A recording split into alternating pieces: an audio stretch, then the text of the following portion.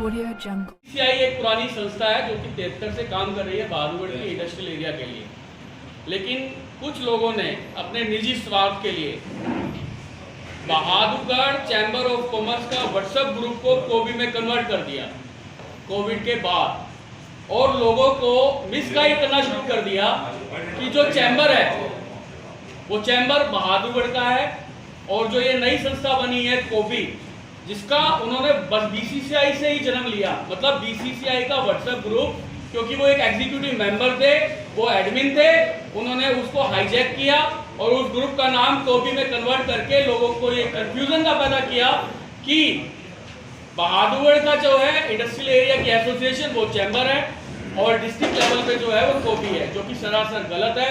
BCCI पूरे industrial area की, पूरे बहादुरगढ़ की, पूरे डिस्ट्रिक्ट की एकमात्र इकलौती संस्था है जो कि यहाँ के इंडस्ट्री के हकों के लिए काम करती आई है और करती रहेगी। कोबी, उन्होंने कहा कि 22 इंडस्ट्रियल एरिया के रिप्रेजेंटेटिव आए, ये ऐसा भी बिल्कुल गलत है। 22 इंडस्ट्रियल एरिया में क्या इलेक्शन हुए, क्या नॉमिनेशन हुआ, क्या 22 इंडस्ट्रियल एरिया एसोसिएशन रजिस्टर्ड है? मैं ये सवाल करना पूछता हूं उनसे।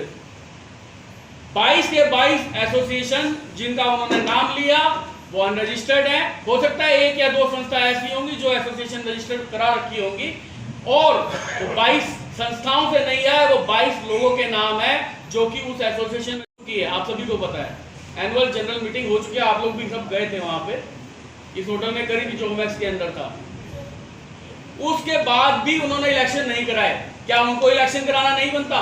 आज बहादुरगढ़ की एमसीडी, बहादुरगढ़ की जो नगर पालिका है, उसका चुनाव 2 से 3 साल तक डिले हुआ, सभी जानते हैं।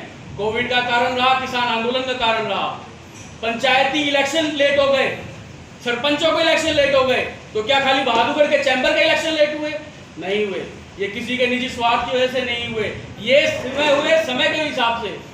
आप देखिए, जब सरकारी संस्थाओं के इलेक्शन लेट हो जाते हैं तो एक प्राइवेट इंस्टीट्यूशन का भी अगर लेट हो गया तो उसमें क्या किसी एक व्यक्ति का हाथ है? बिल्कुल भी नहीं है।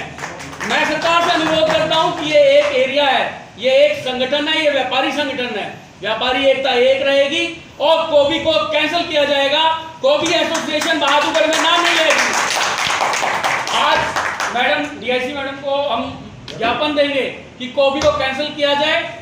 हम इस पक्ष में नहीं थे कि हम कोई आवाज उठाएं, लेकिन उन्होंने कोर्ट में गए, वो लोग उन्होंने रिट डाली। अरे आप अपनी संस्था का काम कर रहे हैं, करते रहिए, भलाई का काम करते रहिए, लेकिन अगर आप कीचड़ में उतरेंगे तो हम भी उसके लिए पूरे आगे सचमुच से काम करेंगे।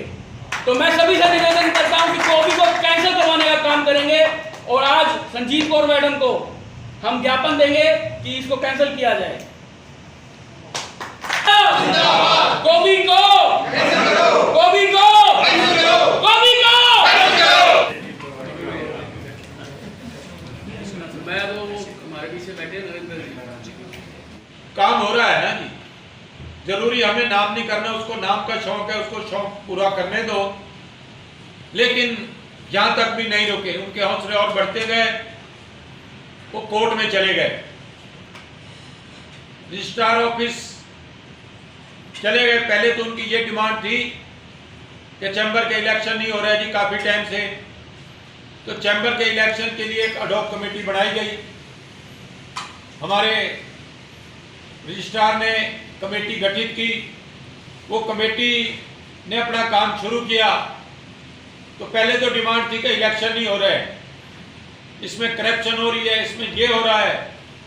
उसने जो इनकी एप्लीकेशन थी उसको रद्द कर दिया है, और जो कमेटी थी उसको बहाल कर दिया है, और वो अब चुनाव जो अपने अडॉक कमेटी जिस तरीके से चाहेगी वो होंगे।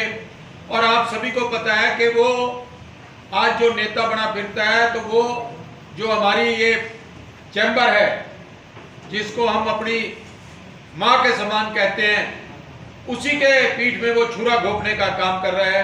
ये कहाँ तक सही है?